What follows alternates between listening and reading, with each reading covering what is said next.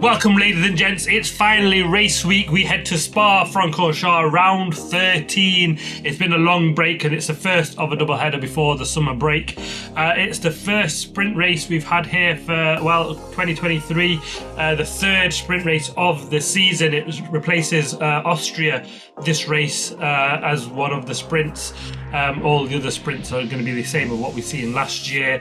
And we head to Spa, an iconic circuit, this one. I'll be previewing the race weekend, the track, the strategy, the tyre choices, which is a bit of a surprise and unique this weekend, the weather, and of course my predictions. Let's dive in. I said it's an iconic circuit, this one. Absolutely. 7.004 kilometers, this circuit. Some classic corners: Eau Rouge, Radion, Pouon, Blanchimont. These are, fast cut, long straights, fast corners as well. You need a good power unit and good aero efficiency. They're critical around here. 70% full throttle around this circuit.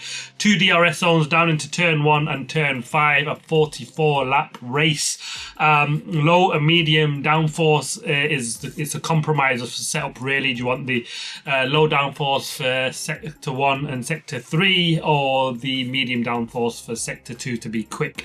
And we've got some strange weather conditions for this weekend. We've got rain, dry, rain, probably more rain and more dry weather conditions throughout the race. It's got a climate of its own around this circuit, hasn't it, in the Ardennes Forest. But yeah, wet for Friday and Sunday, dry potentially for Saturday.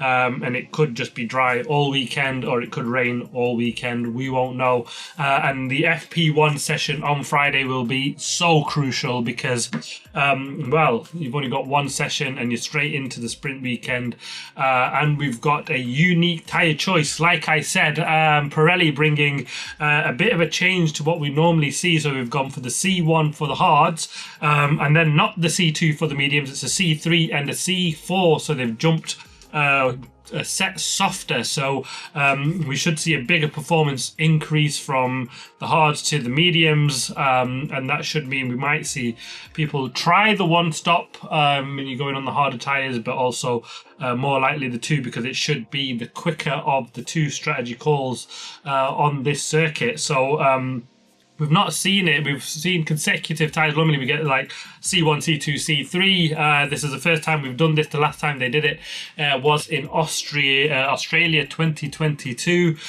So yeah, the bigger tyre difference between the C1 and the C3 should make really interesting strategy calls. It generally is a two-stop strategy around here, but we've seen what George Russell did when he pulled off that magnificent win, which wasn't a win, but I'm classing it as a win.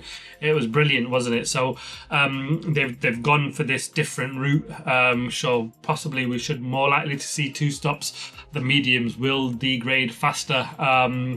Can we see a hard medium concept? Someone might try it if they're out of position, and that's what makes FP1 even the more interesting, given you've got this new tyre sort of concept to try out, see how you are on your race runs, and see how that'll plan out for the race.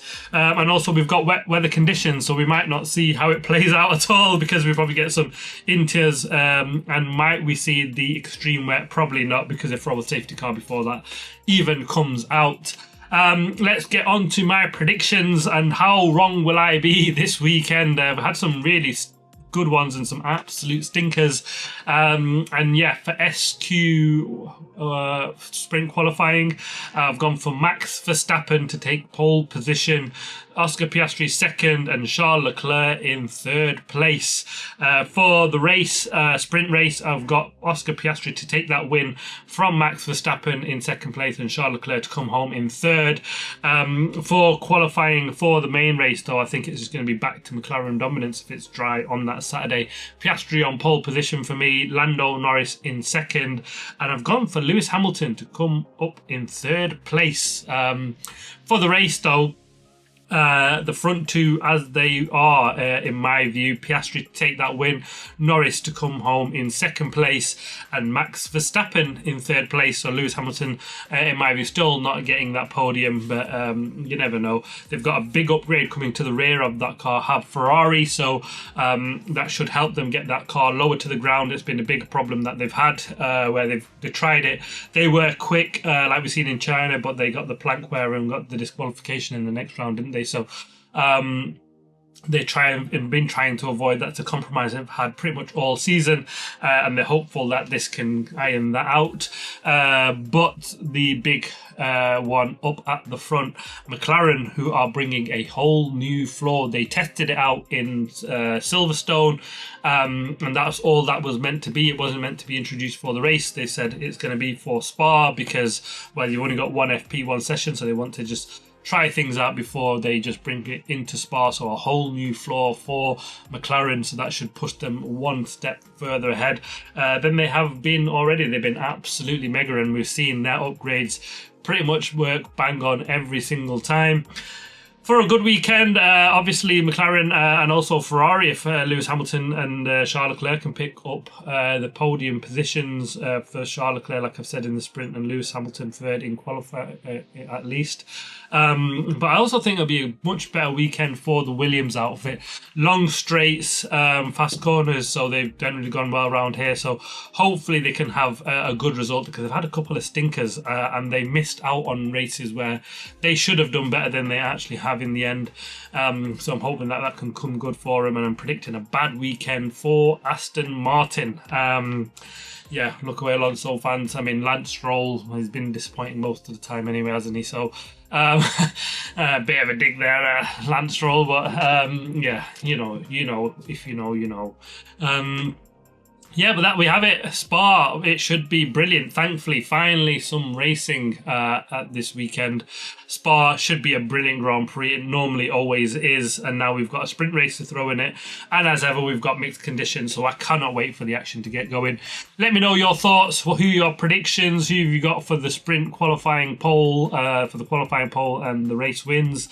Yeah, do you expect it to be a McLaren fight at the front, or are we going to see the Ferraris and Max Verstappen in the mix as always?